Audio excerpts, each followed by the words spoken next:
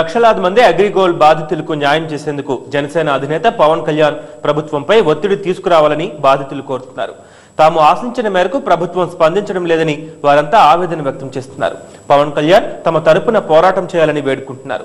దాంతో రంగంలోకి దిగిన జనసేన నేతలు అగ్రిగోల్డ్ బాధితులను ఒకే చోటకు చేర్చి వారి సాధక బాధకల గురించి అడిగి తెలుసుకున్నారు. విజయవాడ చెందిన పోతుల మహేష్ ను ప్రకటించారు. మహేష్ కూడా వెంటనే రంగంలో దిగి అగ్రిగోల్డ్ బాధితులతో మాట్లాడుతున్నారు. వారికి అండగా ఉండేందుకు జనసేన ముందుకు వస్తుందని చెబుతున్నారు. ఈ మేరకు విజయవాడ నగరంలోని అగ్రిగోల్డ్ బాధితులతో పాత బస్తీలో సమావేశం నిర్వహించారు. సమావేశంలో ప్రతి ఒక్కరి పరిస్థితిని అడిగి తెలుసుకుంటున్నారు. భవిష్యత్తులో ఏదో మంచి జరుగుతుందని రోజు కూలీలో 10 రూపాయలు 20 రూపాయలు దాచుకుంటే అటువంటి పేద ప్రజల డబ్బుని కాజేసినటువంటి అగ్రిగోల్డ్ యాజమాన్యం మీద ఈ ప్రభుత్వం చర్యలు తీసుకోవడంలో పూర్తిగా విఫలమైంది. అలాగే ఆ కంపెనీ యొక్క యాజమాన్యాన్ని కూడా కావాలనే కొమ్ము కాస్త ఆ కంపెనీ ఆస్తుల్ని అతి తక్కువ ధరకే కొట్టేయాలనేటువంటి కుయుక్తులు పంతుందని ఈ పేద ప్రజలందరితో పాటు మేము కూడా విశ్వసిస్తా ఉన్నాం. జనసేన అధినేత పవన్ కళ్యాణ్ గారు నన్ను అగ్రిగోల్డ్ కోఆర్డినేటర్గా నియమించినందుకు ఈ పేద ప్రజలందరినీ కూడా కలిసి వీళ్ళ కష్టాలు ఇంత ఉంటే అసలు మాకు ఎంత ఆవేదన కలుగుతుందంటే వీరు ఏం చేసుకుంటారో, వీళ్ళు తెల్లవారితే వీళ్ళ జీవితాలు ఎలా గడుస్తాయో, అసలు దినదిన గండంగా ప్రత్యక్ష నరకం అంటే ఏంటో వీళ్ళ మాటల్లోనే మనందరికీ అర్థమవుతుంది. జనసేన నేతల పిలుపు మేరకు అగ్రిగోల్డ్ బాధితులు పాత బస్తీలో సమావేశమయ్యారు. ప్రతి ఒక్కరూ తమ గోడును వెళ్లబోసుకుంటున్నారు.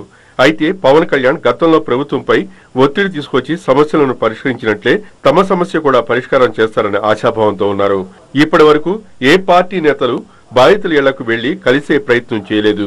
ఆ ప్రయత్నం జనసేన చేపట్టడంతో బాధితులంతా కొంత సంతోషం వ్యక్తం చేస్తున్నారు. ఏజెంట్లమై ఉండి మేమందరి దగ్గర కట్టించుకున్నామని జనాలందరూ మమ్మల్ని అవమానించడం, కానీ ఏ పార్టీ వాళ్ళు ఇక్కడ తెలంగాణ తెలుగుదేశం పార్టీయే కానీ కాంగ్రెస్ పార్టీయే కానీ ఏ పార్టీ వాళ్ళు మాకు వచ్చి అమ్మ మీరు అగ్రిగోల్డ్లో కట్టించుకున్నారు కదా, ఇంతమందితో అవమానాలు పడుతున్నారు కదా, మేము మీ దగ్గర ఇంటింటికి వచ్చి మమ్మల్ని ఒక్కళ్ళు అడిగిన వాళ్ళు లేరు. కానీ ఈ జనసేన పార్టీ వాళ్ళు మా ఇంటికి వచ్చి మమ్మల్ని అమ్మ మీరు అగ్రిగోల్డ్ ఏజెంట్లు ఎవరెవరు ఉన్నారని మమ్మల్ని అడిగితే మేము ఇంతమంది ఉన్నామంటే 150 మంది వరకు వచ్చి ఈ మీటింగ్లో అటెండ్ అయ్యాం.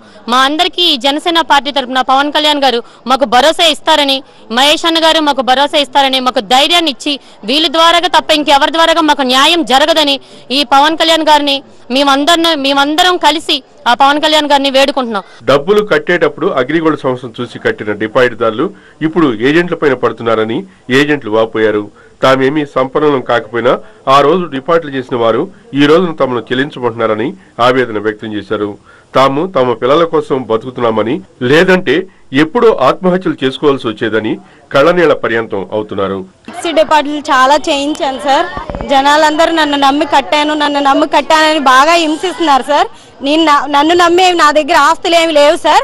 నేను కంపెనీని చూసే కట్టాను. వాళ్ళ కంపెనీ ద్వారాగే తీసుకెళ్లి చూపించి మరీ కట్టాను. ఇప్పుడు అలా అనట్లేదు సార్. కంపెనీని చూసి కాదు నిన్ను చూసి కట్టాను. నాకేమైనా ఆస్తులు వెనకాతలు ఏమి లేవు సార్. మేము మధ్య తరగతి వాళ్ళమే. మా బతుకులో అంతంత మాత్రంగానే న్యాయం జరుగుతుందని వచ్చాను సార్. జనసేన పార్టీ తరపు నుంచి ఫోన్ చేయగానే ఇమీడియట్లీ బాండ్లన్నీ కలెక్ట్ చేసి వచ్చాను సార్. న్యాయం జరుగుతుందని. న్యాయం జరిగేలా ప్రయత్నించండి సార్ ప్లీజ్ సార్. చాలా ఇబ్బందులుగా చాలా నరకం అనిపిస్తున్నారు సార్. ఒక్కొక్కరు ఎలాంటి మాటలు ఎలాంటి చిన్న పిల్లలు సార్, వాళ్ళు ఉన్నారని నమ్మకం మీద బతుకుతున్నాను సార్. ఇంకేం లేదు సార్. అది అంత నరకం చూపించేస్తున్నారు సార్ జనాలు. జనసేన రాష్ట్రంలోని బాధితులు అందరినీ కలిసి ఆ తర్వాత పోరాటానికి కార్యాచరణ ప్రణాళికను ప్రకటించే అవకాశం ఉంది.